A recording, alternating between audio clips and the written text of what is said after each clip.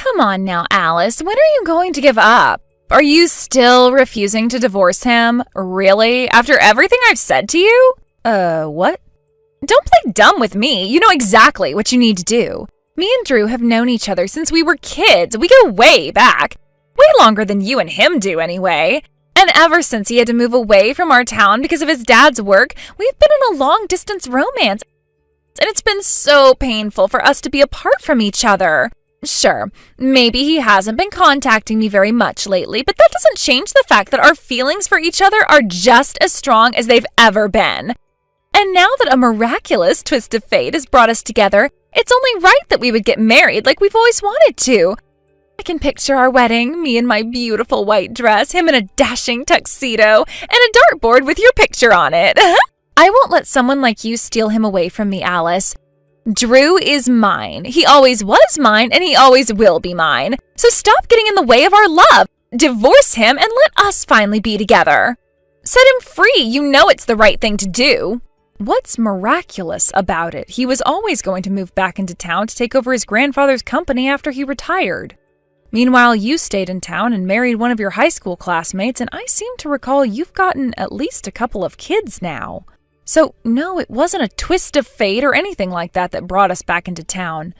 Drew's grandfather is getting ready to retire, so we moved into town in order to make the transition smoother, that's all. Not to mention, how could you and Drew be in a long-distance romance when you were never in a short-distance romance in the first place? You can lie to yourself about us all you want, Alice, but you know our love is real. It's realer than anything the two of you could ever have.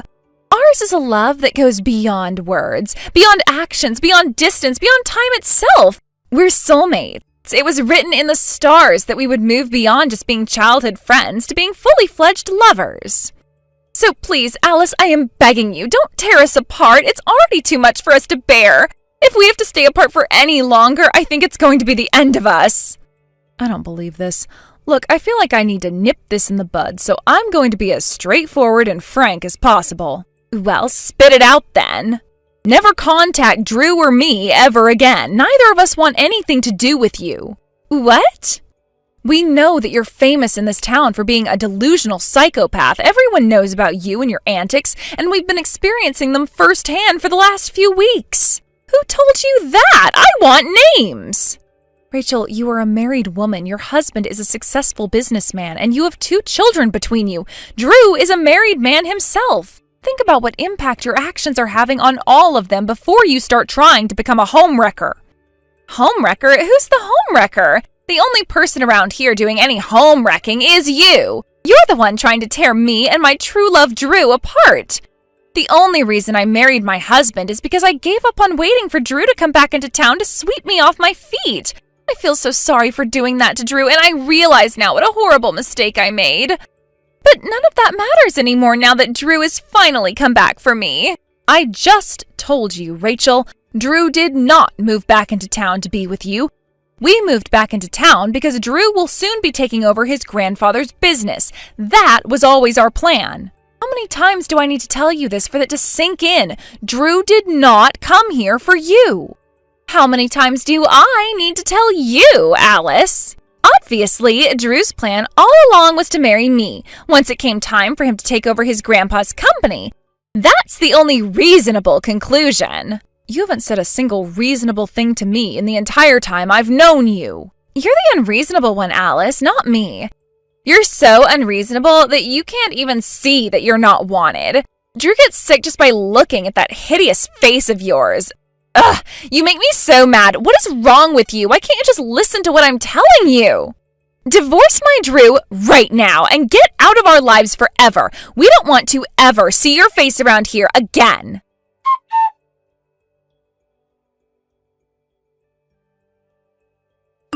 Hey, Drew, you're working late again today, right? I'll come straight to your office to pick you up, so let me know once you find out exactly when you'll be finishing up. Uh-oh. Don't tell me, is it her again? You guessed it, it's your old friend Rachel. She just sent me a barrage of texts with the usual content. And she's currently sitting out in front of our apartment building, waiting for you, I assume. Oh, for the love of... I have told her countless times that she needs to knock this off. What is wrong with that woman? I'm really glad we went with an apartment building that has a thorough security system. Imagine if we owned our own house and she found the address. There's no telling what she'd do. Right, locked the front doors, security cameras in every hallway, and an underground parking lot with elevators that go straight into the building. Okay, thanks for letting me know about that. I'm so sorry you have to deal with this. You have no idea how much trouble she caused me back in middle school. She went around to all the girls in our grade telling them I was her boyfriend and to keep their hands off of me. But to think that she's still keeping this up even after we're both married to other people? She's nuts, that's all there is to it. Seriously, I used to think that people like her just existed in bad soap operas and corny B movies. It's only been 2 weeks since we moved here, and she's been escalating her harassment every day. You always told me you had a stalker when you were a kid, but I had no idea it was this bad. And when I think about her poor kids and husband and how this must be making them feel, it's all a terrible combination of depressing and scary. Yeah, that's the worst part for me. About her family, though, I heard an interesting story from an old friend of mine. Apparently, her current marriage was arranged by their parents. Whoa, an arranged marriage? At the time, the company her husband runs now was teetering on the brink of bankruptcy, and Rachel's father, an influential businessman in his own right, agreed to supply the company with much-needed funding in exchange for her getting married to the former owner's son. Wow, that sounds like something medieval European nobility used to do. Right? It's honestly crazy that either Rachel or her husband consented to it, but for whatever reason they ended up getting married. It gets more interesting, though. Their positions have reversed. Right now, Rachel's dad's company is failing, and her husband's company is the one giving out financial assistance. Seeing as though Rachel's dad did save his company back in the day, it makes sense he would want to return the favor, but it's also a big reason why it would be difficult for him to divorce her. The friend who told me all of this actually is a drinking buddy of Rachel's husband's, and apparently all it takes is a few beers for him to start talking about how badly he wished he had an excuse to get rid of her. Wow, that is one messy family situation. Yikes. Right, but knowing how much of a disaster area Rachel is, I can't say I blame him. Seriously. Okay, well, I gotta get back to work now, Alice. Oh, right, you're at work now. I'm sorry, honey, I'll let you go. Nah, it's fine. I should be thanking you. All I've got left on my plate today is some last-minute preparation for my business trip next week, so I'll probably be leaving in about an hour. I'll call you when I know for sure. Gotcha. Talk to you later.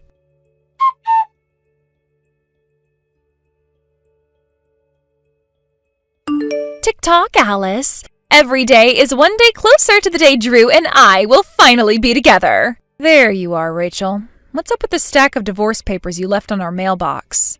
Huh? What do you mean? You know what I mean. You left a stack of divorce papers in our mailbox with your signature on it. Just what do you think you're doing, Rachel? I don't get this at all. Oh, oopsie-doopsie. Looks like I switched the envelopes. I guess the one I gave to my husband was the one I meant to give to you, and the one you have right now is the one I was supposed to give to my husband. What? I guess I should have probably written something on the envelope so I could identify them easier. Would you mind meeting up with my husband and trading envelopes? Hold on. Does this mean that you actually intended to divorce your husband? Of course. Drew is finally signaling to me that he's going to leave you for me, and that gave me the courage I needed to kick my useless husband to the curb. This is giving me a headache. Exactly how is Drew signaling anything to you? I know everything, Alice. Drew's going out of town on business today, right? Oh, and don't bother trying to hide it. Your daughter told my son all about it at daycare yesterday. I mean, yes, he is, but what does that have to do with anything? Aw, you poor thing. You really don't get it, do you? Drew used your daughter to get a message to me through my son. He wanted me to know. Sure, he's telling you it's for business, but the truth is that he's using it as cover to finally be together with me. No, it's just an ordinary business trip. How can you be this delusional? You're just telling yourself that to cope with the shame and sadness of your husband abandoning you. But you finally get it now, don't you? After decades of waiting, Drew and I are finally going to be united in love this very night. I know my words are falling on deaf ears right now, but every single thing that you just said is a bunch of deranged, delusional, psychopathic nonsense. You really are determined to deny reality, aren't you? But you're too late. I just checked into the same hotel where Drew is staying. You what? I can't believe this is actually happening. Yeah, I followed him in his car all the way here. I know he was expecting me, but I still wanted it to be a surprise. Okay, this has just moved beyond annoying and into the realm of positively terrifying. Don't you dare go near Drew, do you hear me? I'm just glad they had open rooms available. I don't know what I would have done if they were fully booked. I wonder what Drew's gonna say when he proposes to me. What should I wear? Oh, I'm so excited! But my first order of business is to find Drew's room. I bet he's booked one of the big fancy suites for us to spend our first night in.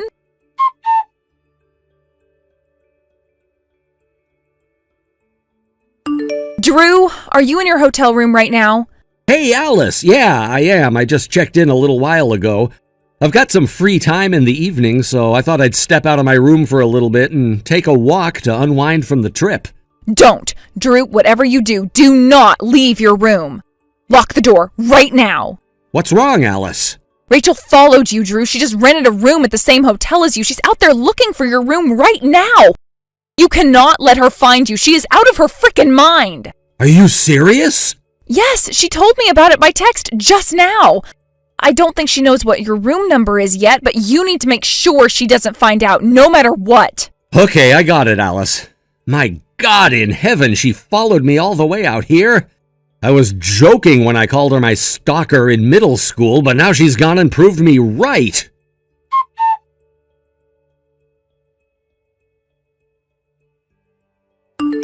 Hey, what are you doing here, Alice? Did you come here just to get in our way again? For the record, Rachel, I was planning on staying the night here with Drew from the get-go. This isn't anything we decided on the spur of the moment or anything. Liar! The only reason we arrived separately is because I had some business to attend to before coming over here. Then what is going on? Explain yourself! One of our client companies is celebrating the 30th anniversary of their founding, and they're having the party at this hotel tomorrow. They invited Drew as the successor to his grandfather's company, and Drew asked me to accompany him. But why would he want you to come along? Drew's grandfather always had his wife attend these sorts of social events with him in order to have a closer, more familial relationship with his business partners. Since Drew will be taking over for his grandfather soon, he wants me to do the same. I don't understand. Let me put this to you in the simplest terms possible. Drew is introducing me to his clients as his wife. That's not... One more thing. I'm pregnant with our second child right now. No, that can't be! I hope this should all make it very clear that Drew has zero interest in leaving me or marrying you. Well, do you get it now, Rachel? But Drew is mine!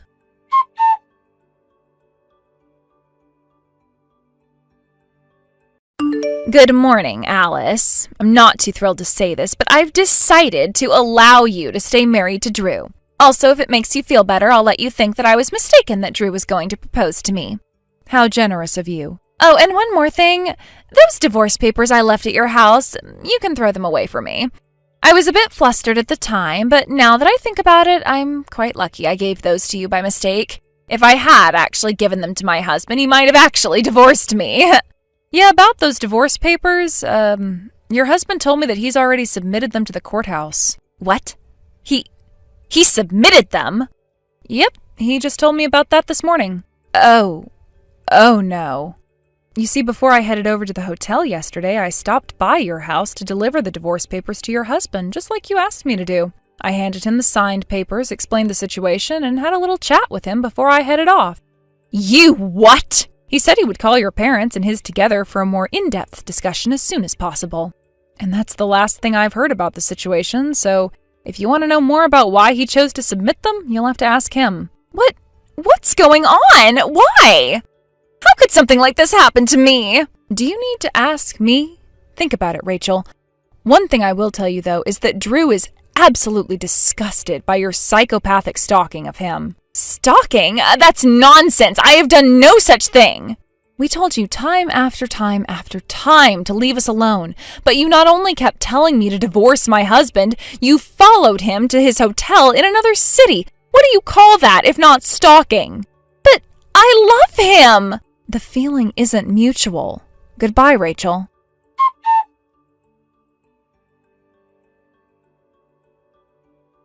Rachel's husband finally found the excuse to get rid of her that he'd been waiting for. While it may have been a one-sided obsession on Rachel's part, the fact remains that she was about to leave her husband for another man. He called both sets of parents together right away. He quickly laid out the reason for the divorce and had his lawyer take care of everything immediately. In the ensuing divorce proceedings, full custody of both of their children was awarded to Rachel's husband, and any property division or alimony that would have gone her way was eliminated due to her indefensible and incomprehensible behavior. At the same time, the funding that was being provided to Rachel's father's company was cut off, and 6 months later, the company went bankrupt. I ran into Rachel in town the other day, though she looked like she had aged about 20 years since I last saw her. From what I hear, she's been working all sorts of unpleasant jobs in order to both keep herself out of the poorhouse and help her dad pay off his debts. She turned and ran away as soon as she saw me, presumably out of shame. Now that we're free of her psychopathic obsession and disturbing delusions, my husband Drew and I have finally found some peace in our lives. Thank you for watching. Please subscribe and hit the like button. See you next time.